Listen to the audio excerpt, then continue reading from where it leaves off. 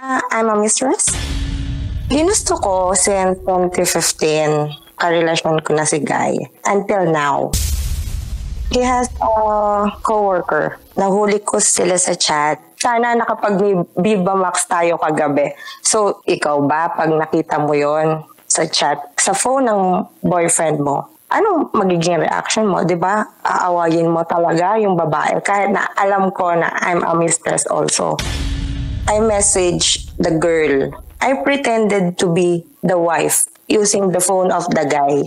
Minura ko siya, the typical reaction. Tapos, I told the girl na, huwag ka mag-alala, hindi lang naman ikaw yung girlfriend. Sabi niya, hi ma'am, hindi ako babae ni sir, blah blah blah. Ginawa kong friend sa Facebook si girl. Nag-post ako ng mga picture namin without the face nung guy.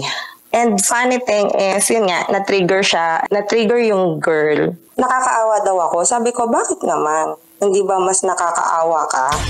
Gusto ko siyang guluhin kasi gusto kong ma-trigger. Gusto kong malaman kung talagang mistress siya nung partner ko. Kasi kami nung partner ko, 10 years na. Ayoko na. Pero ayoko rin maging successful sila. Oo, alam kong may legal. Or siguro makapal din ang mukha ng lalaki na ipakilala ko sa both side ng family niya. Ano ba yung term? Legal na mistress? Monday to Friday, syempre working kami pareho. Friday, uuwi siya dito. Then Saturday, aalis siya. Tapos Saturday to Sunday, doon siya sa family niya. The typical setup of a mistress.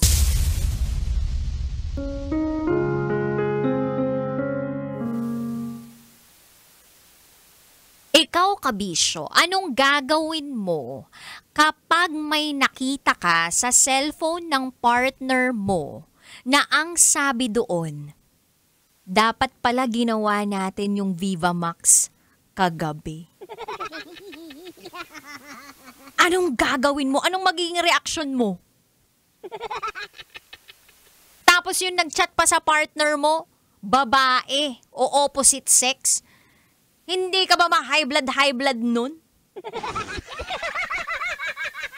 Siyempre, confrontation agad yun. Walang kahit sinong tao ang magre-relax pag ganun yung nabasa. Lalong-lalo na kapag nag-swipe pa pababa tapos nakita pa yung mga previous conversation. Alam nyo kung anong tawag sa ganon?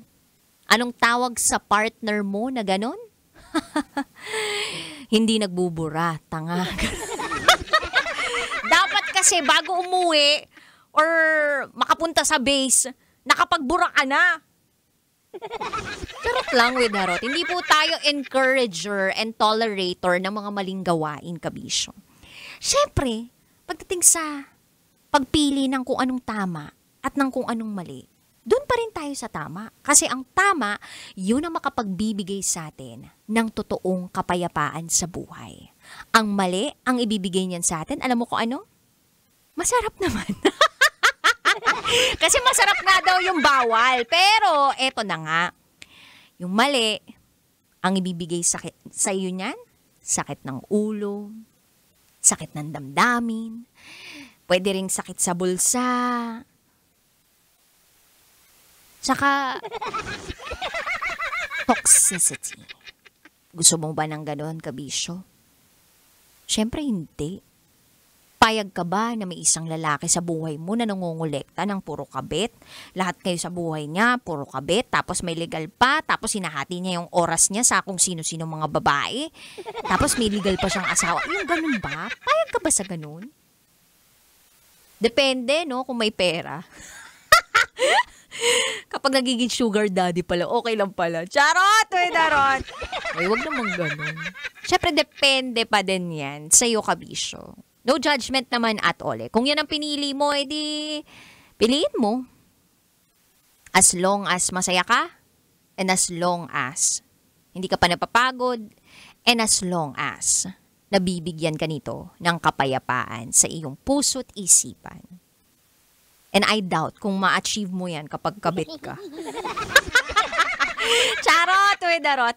Anyway, kabisyo, alas 9 ng gabi hanggang hating gabi, magsasama tayo kapiling ang Basa Princess ng Love Radio, DJ Rocky Terra. At ngayong gabi, samahan mo ko sa isang mainit, nakakapanabik at nakakakilite na patikim ng SPG. As in, Super Pagner Secret File.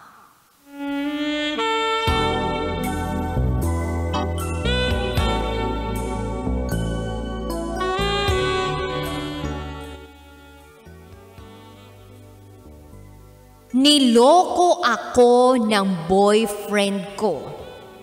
Kaya, naghimagsik ako.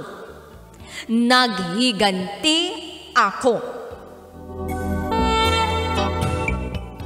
Uy, anong klaseng himagsika nito? Anong klaseng paghihiganti ang magaganap ngayong gabi?